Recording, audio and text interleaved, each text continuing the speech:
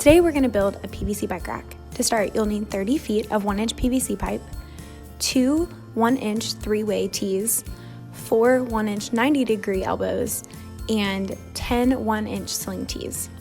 To start, you're going to cut your PVC pipe into 3 36-inch sections, 4 18-inch sections, and 5 27-inch sections.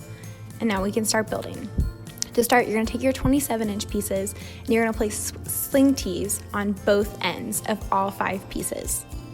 Once you have that done, you're going to thread one of your 36-inch pipes through the sling tees, and then you're going to repeat that on the other end. So this is the middle of your bike rack. Once this is done, you're going to take an 18-inch piece and you're going to put a 3-way tee on one end and a 90-degree elbow on the other end, and then repeat that step again. Once you have those done, you're going to take an 18-inch piece, put a 90-degree elbow on top, and then you're going to connect that into the top slip of your 3-way. Repeat that a second time.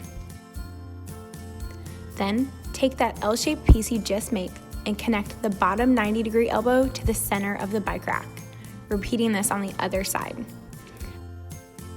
Then you're going to connect the top piece to the 90-degree elbow on top of the side. You're going to fit your final 36-inch piece into the open end of your 3-way tee on the bottom. You can then slide the center pieces into any configuration you would like. Or if you have more bikes, you can always add more racks by adding more 27-inch PVC pipes. And also, to make it permanent, you can just screw in the sling tees in place. And there you have it, your new PVC bike rack.